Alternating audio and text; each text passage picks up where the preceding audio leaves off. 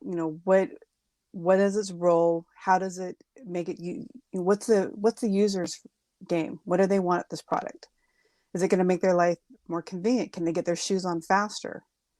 You know, and then if their shoes go on faster, what's going on in their life that's allowing that to benefit them?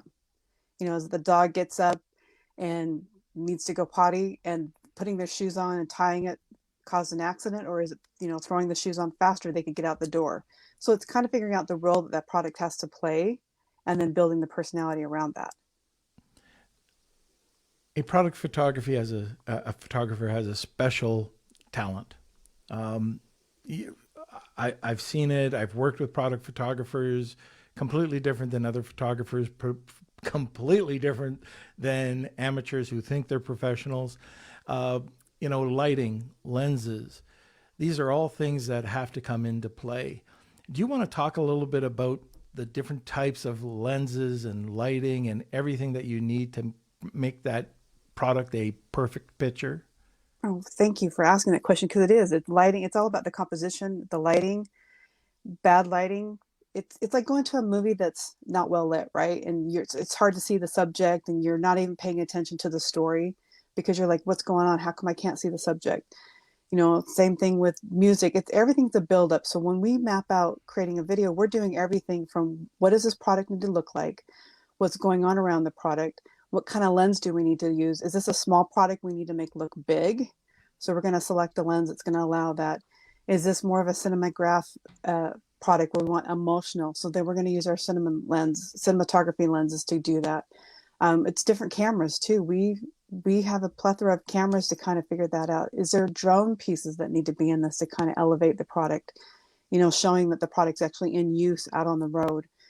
There's so much that goes into the planning phase of it, but we all start with the story and then the lighting. The lighting is the next thing. What in the lighting do we need to tell? Is it moody? Is it pop? You know, is it blown out? Like, what is that needs to come into play? And then setting up the lights around that. And when we do product photography, like you were saying, it's hours. We don't just set a product down, throw a light, throw a camera up and go click, click, click. It's set the product down, create the backdrop, and then light it. And how are we going to light it? You know, let's start there and then build up. What's the lens? What's the camera that needs to be attached? And then after that, through post, what's the story it needs to tell through music, through editing? There are a lot of photographers out there, and the reason I'm jumping into this is we're going to get a lot of probably questions about price. And I can go over to Fiverr. I can send, you know, photos, have them done in China, which I've done. And not bad, not bad, not great. And it depends on the photographer. But anyways, they're all over. The price points are all over. There's all sorts of places out there that do very quick. I've seen them at $10, $35. The way that I've always been brought up with product photography is that first you're paying for the expertise. You're paying for the camera, the studio. And a lot of the times I was paying for half studio, like half shoots for a day or full shoots. And what I'm finding now is, okay, you know, it's $10 or it's $30 an image. And I can never figure out how a high quality professional photographer can make it with $10 a picture or $15 an image. You know, they're just the cameras alone and the lenses alone are thousands of dollars. So can you explain to people, like when you're, and there are good, and I'm talking about good quality pictures. Kevin King was on, I don't know if you know him. He was on the other day and he talks about Mark, his photographer, and he'll spend 1,200 to 2,500 bucks from start to finish on his product line.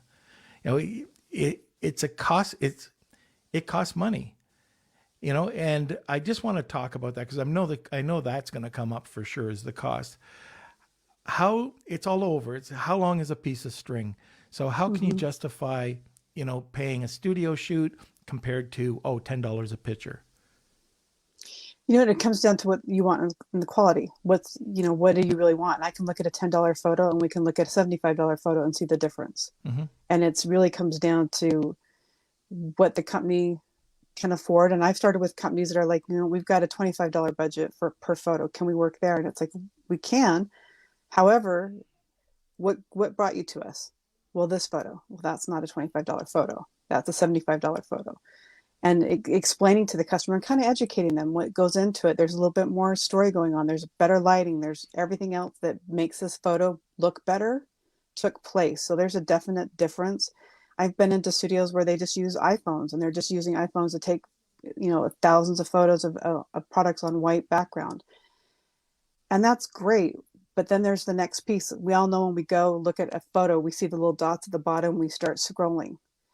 The first photo grabs us, right? Because we're looking for that product. That product's going to serve a need I have. The second product, the third photo, fourth photo, fifth photo, and then I see the video. And that's where we really stand apart. Is we tell our clients, when you hire us, not only are you going to get photos, we're going to give you a 10 to 15-second video that you're going to be able to use on your listing.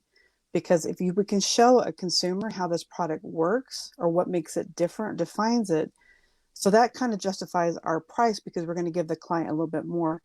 The other thing they get with us is communication. We're huge. My entire team and I are huge on communication and really being the best we can possibly be for that product and for that client. Because our end game, they don't go anywhere else. They stay with us, and we get to grow with them, because every time we get to work with a client, we get to go deeper and deeper. And I always call it the stretch. I'm like, we're going to stretch. Now that we've got this relationship and you understand what we can do as creatives, we want to stretch this.